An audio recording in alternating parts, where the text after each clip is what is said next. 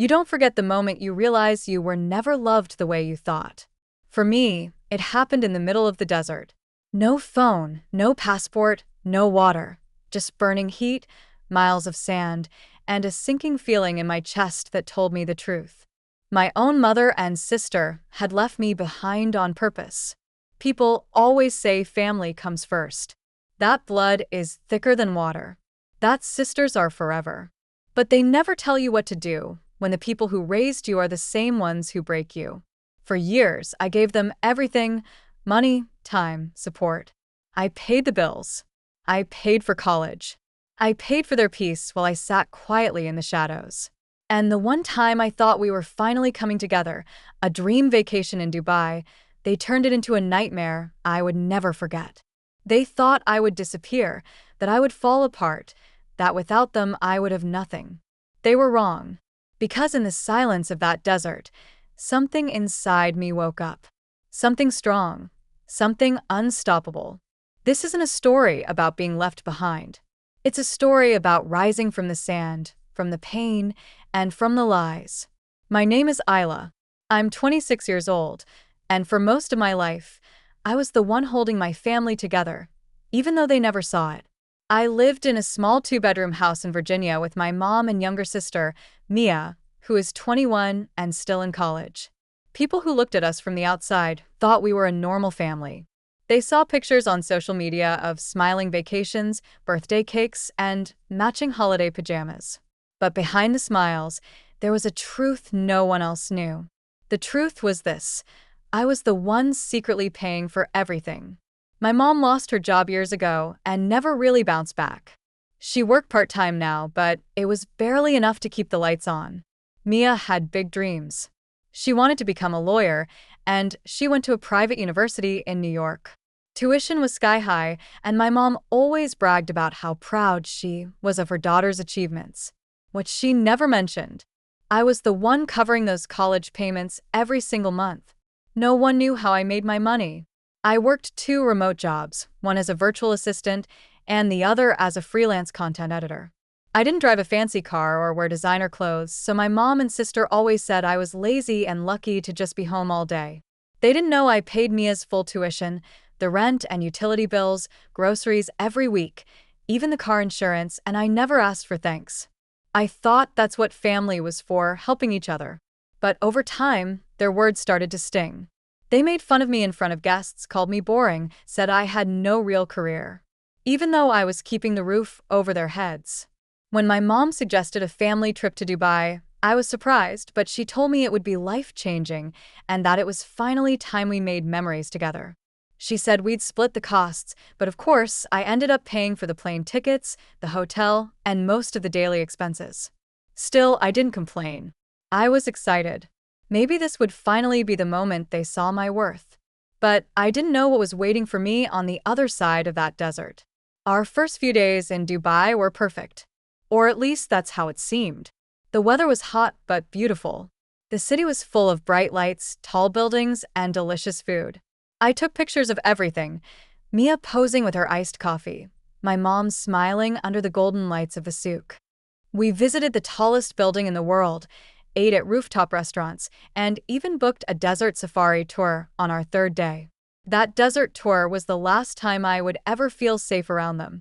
The night before, I offered to pack snacks and water bottles in a bag. I made sure everyone had sunscreen. Mia rolled her eyes and said, "Relax, Isla. It's not that serious." My mom laughed with her.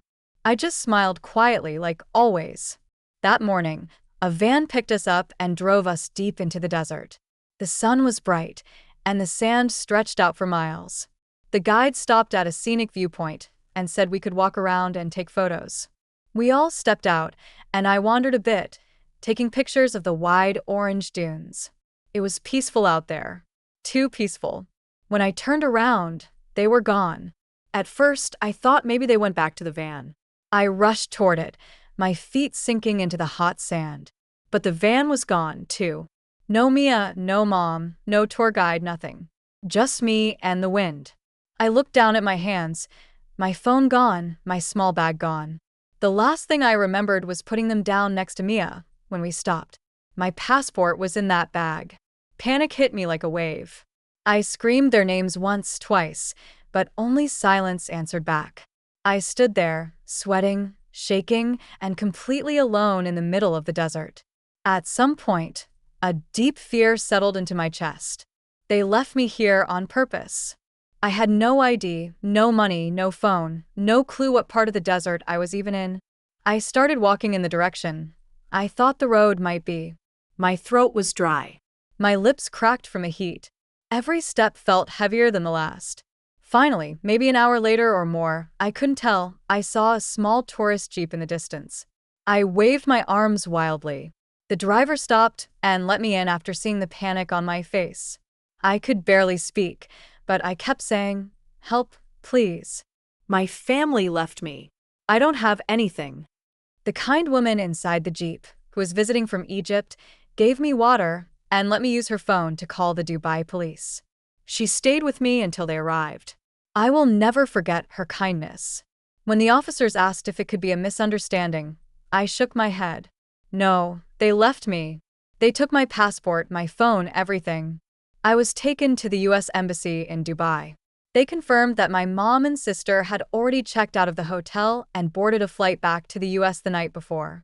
They had left me here like garbage in a foreign country with nothing but the clothes on my back. And that's when something inside me broke, or maybe something finally woke up. I spent the next 2 days at the US Embassy in Dubai. They were kind and professional. The staff gave me food, a place to rest, and helped start the process to get an emergency passport. I answered questions, filled out forms, and told the truth. My family abandoned me. They didn't seem surprised. They told me I wasn't the first young woman who had been left overseas by people she trusted. That made my heart ache, not just for me, but for every woman out there used, tossed aside, and expected to stay quiet. When the embassy officer asked if I wanted to report it as a crime, I hesitated. Not yet, I thought. Not until I've made a few things happen first. Once my emergency passport was ready, I booked the cheapest flight I could find. I didn't call my mom. I didn't message Mia. They didn't know I was alive, safe, or coming back, and I wanted to keep it that way. I landed in Virginia 5 days after being left in the desert. I took a cab straight to the house, but when I got there, I froze. My bedroom window was dark. No lights were on, and sitting on the front porch were 3 black trash bags. I opened one. It was filled with my clothes, dirty, wrinkled, thrown in like trash. The second had some shoes and books. The third, my laptop cracked, my favorite framed photo of my dad shattered. There was a sticky note taped to the top. "You're not welcome here anymore. Grow up." I didn't cry. I didn't knock. I just stood up, dragged those bags to the curb, and walked away. I went straight to a small motel on the edge of town and paid for a week using my business savings. That night, lying on the thin motel bed, I pulled out my work phone, the only device I had managed to keep hidden in my jacket pocket during the desert tour. It was my second number, mostly for clients. I used it now for something else. I opened my online banking accounts. First, I canceled the tuition payments to Mia's university. Then, I logged into the house utility accounts, electricity, gas, water, and removed my autopay. I called a car loan company. The monthly payment stopped. I went into my Google Drive and found a folder titled Proof. Inside it were PDF receipts of every single payment I'd made for the past 3 years. Rent, tuition, utilities, groceries, car loans, insurance, travel tickets. I saved them all, not for revenge, but because I always liked having my records. Now those records would become my protection, and maybe one day my revenge. Let them figure out how to live without me. Let them feel the cold when the heat shuts off. Let them face the silence when no one's paying their bills. They thought they abandoned me, but the truth is they abandoned the one person who was quietly saving them all along. And now I was done saving anyone but myself. It didn't take long for the chaos to begin. 3 days after I stopped all payments, my phone started buzzing with unknown numbers. I didn't answer. I already knew who it was. They were probably sitting in the dark by now, wondering why the lights wouldn't turn on. I didn't feel guilty, not even a little. Mia's university must have contacted her, too. She hadn't paid a single dollar to her own education in over a year. I did that quietly, every month. And now that I had stopped, I imagined her walking into her college advisor's office confused, embarrassed, and angry, probably blaming me to everyone who would listen. Then came the email. It was from Mia. Subject line: "What the hell is wrong with you?" I didn't open it. A few hours later, my old roommate texted me. "Hey, your sister posted something crazy about you on Instagram. Thought you should see it." I checked there. She was looking sad in a selfie with a caption that read, "My sister cut me off and ruined my future. She's selfish and cold. I might have to drop out of school. Please share and donate if you can. Broken heart." She added a GoFundMe link with a goal of $25,000. The lies were disgusting. But then came the twist. One of her old classmates, a girl I had once helped edit essays for, commented under the post, "Wait, isn't she the one who's been paying your bills this whole time? I remember you bragging about it." Then another comment. "Mia, don't lie. I saw the bank transfers. Isla showed me the receipts last semester." The comments piled up. People started asking questions. Some even posted screenshots of my payment receipts because, yes, I had helped several people pay for things quietly, and I sent those receipts to prove my share. Apparently, they still had them saved. Mia tried to delete the comments. Then she made the post private. Then she deleted the fundraiser, but it was too late. Someone had already screen recorded everything and posted it on TikTok under the title, "Girl Lies on Sister, Who Paid for Her Entire Life, Gets Exposed." It went viral. Strangers were now commenting things like, "Your sister was your lifeline, and you dumped her in the desert. Shame on you. She's the reason you even made it to college. You owe her everything." Even worse for them, local news picked it up. A small digital outlet ran a story titled "Left in the Sand, The Forgotten Sister Who Paid It All." They didn't use my last name, but the story was close enough that everyone who knew us knew. My mom didn't post anything, but I heard from another neighbor that the house had been visited by debt collectors. The power had been shut off, the car had been repossessed, and Mia was officially withdrawn from college due to non-payment. All I did was stop giving and their world fell apart. I wasn't angry anymore. I wasn't sad. I just felt free. But this wasn't the end of the story. Not yet. Because what came next was something even I didn't see coming. 2 weeks passed. I had found a small apartment not far from town, just a cozy one-bedroom space with clean floors, a working heater, and peace. It wasn't fancy, but it was mine. I decorated the walls with calm colors and hung up a new photo of myself, smiling. No mom, no Mia, just me. For the first time in years, I felt like I could breathe. Then one afternoon, I heard a knock at my door. I wasn't expecting anyone. I looked through the peephole, and my heart stopped. It was them. My mom stood on the left, looking tired, her hair pulled back like she hadn't slept well. Mia stood beside her, arms crossed, wearing the same hoodie she always wore when she was angry. They both looked upset. Not sorry, just desperate. I didn't open the door. Instead, I spoke through it. "What do you want?" My mom answered first. "Isla, please. We need to talk." "There's nothing to talk about," I replied, keeping my voice steady. Mia jumped in. "We didn't mean to leave you like that.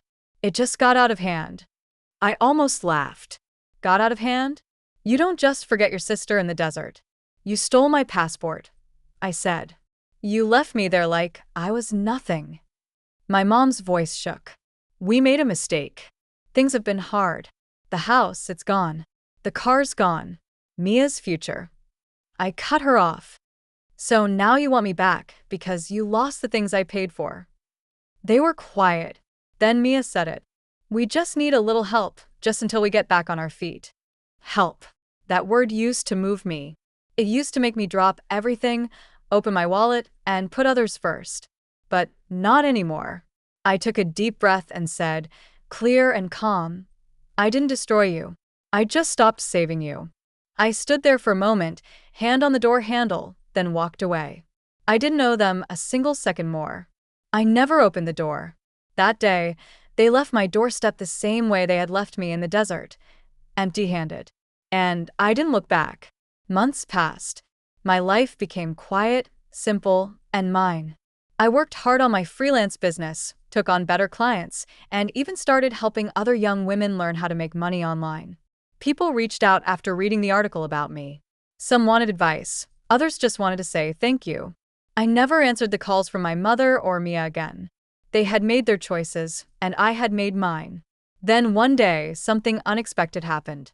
An organization that helps women escape financial abuse invited me to speak at a conference. They had read the article and called me an example of silent strength. At first, I didn't know what to say. I wasn't used to being called strong, but I said yes. At the conference, I stood on stage in front of a crowd and told my story, the truth. No fancy words, just me. The girl they left in the desert, who ended up finding herself in that silence. After the speech, a small publisher approached me and asked if I'd be willing to write a book. I smiled.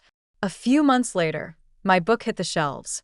It was called The Hidden Provider, a story for anyone who's ever given everything and received nothing in return. It became a quiet success. I got letters from readers who said my story gave them the courage to walk away, to speak up, to heal. But the biggest step came 1 year later. I booked a flight back to Dubai alone.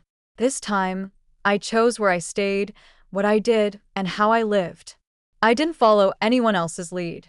I rode camels, visited art galleries, and walked through the markets on my own time. And then one evening, I stood at the edge of the desert, the same kind of sand that once held my fear, and I let the wind brush across my face. I wasn't that girl anymore. I was Isla, free, whole, and finally home, no matter where I stood.